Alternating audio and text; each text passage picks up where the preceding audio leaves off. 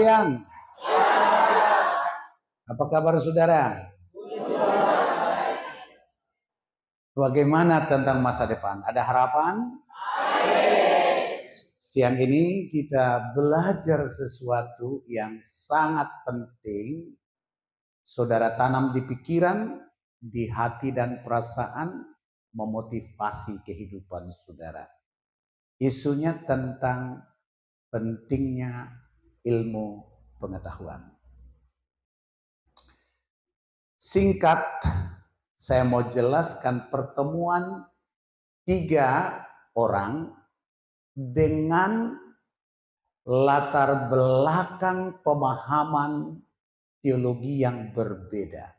1, kaum liberal. 2, kaum karismatik. Dan 3, alumni STTII yang disebut kaum Injili. Saudara, kita tahu bahwa ketiga kelompok ini punya kekhasan. Kaum liberal sangat menekankan rasio pikiran. Mereka rela sampai botak. Seperti ini saudara lihat. Botak di belakang katanya orang pintar atau pemikir. Orang pintar. Kalau botaknya di belakang dia orang pintar. Kemudian kalau botaknya di depan dia pemikir. Tapi ada orang botak di depan dan di belakang. Dia pikir dia pintar. Dia pikir dia pintar karena botak di depan dan botak di belakang. Yuk jangan nafsir-nafsir ini. Pak pembina ini botak di bagian mana ini gitu ya. Oke. Percakapan orang ini perihal menanam jagung. Woi, menanam jagung nih ceritanya ini. Si kaum liberal berkata begini, lihat nih. Tunjukkan aku sebidang tanah. Sediakan aku bibit terbaik. Aku akan olah tanahnya, kusingkirkan semua gulma, kugali dan kubuat lubang dengan jarak tanam tertentu sesuai dengan kaidah pertanian mutakhir. Aku akan tanam bibitnya dengan pupuk yang baik. Saya tidak butuh doamu. Saya tidak akan berpuasa. Bahkan saya tidak memerlukan Tuhan. Dengan pengetahuan yang sudah teruji, saya yakin pertanian jagung saya berhasil tanpa Tuhan. Itu kaum liberal. Saudara sudah tahu hasilnya, Tuhan tidak menurunkan hujan. Tuhan tidak menerbitkan matahari untuk orang itu.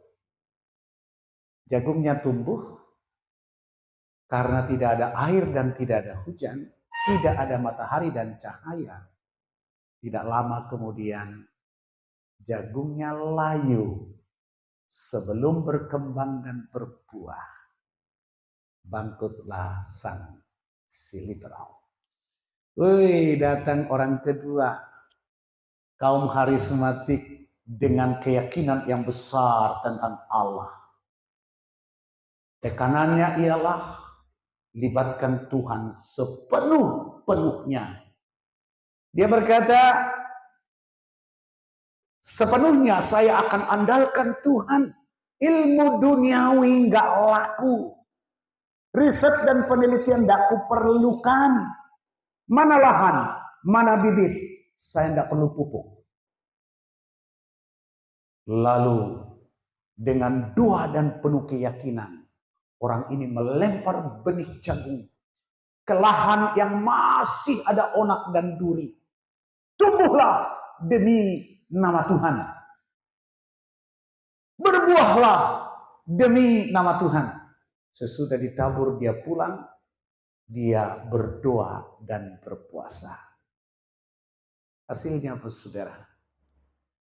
Benihnya tumbuh, tapi tidak sempat berbuah sebab onak dan duri menggerogoti tanaman jagung yang baru tumbuh itu dan tidak menghasilkan buah sama sekali. Lalu datanglah alumni STII, namanya Kaum Injili. Wih, siapa itu? Foto saya dong, saya kan orang STII, alumni saya. Iya kan? Saya akan mengolah tanah dengan baik, membuang gulma, menggemburkan tanah, membentuk bedengan, membuat lubang tanam sesuai dengan hasil riset dan penelitian mutakhir, memupuknya dengan baik, menyiraminya secara teratur.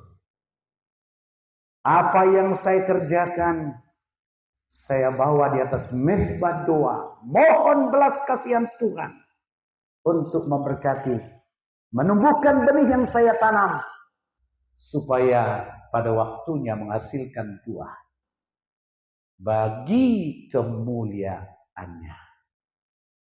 Saya sangat yakin bahwa kebun jagung saya dengan perawatan terbaik berdasarkan ilmu-ilmu pertanian yang telah teruji. Ada jaraknya tertentu, nggak boleh terlalu rapat, jangan terlalu jarak.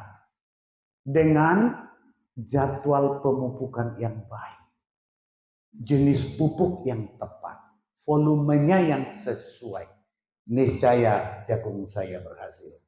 Saya lakukan dengan baik sesuai dengan kaidah pertanian yang sudah diteliti. Kemudian saya berdoa agar Tuhan memberkati. Puji Tuhan. Hasilnya luar biasa, perpuluhan untuk gereja. Tuhan dimuliakan. Saudara, bila kaum liberal mengandalkan akal pikiran manusia dengan mengabaikan Tuhan, bahkan seringkali menuduh kaum Injili dan kaum karismatik penyembah Allah tanpa akal,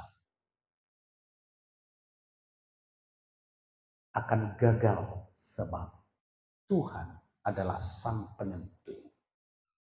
Orang karismatik yang mengabaikan akal lalu mengandalkan Tuhan tanpa peran insani, sudah pasti akan gagal.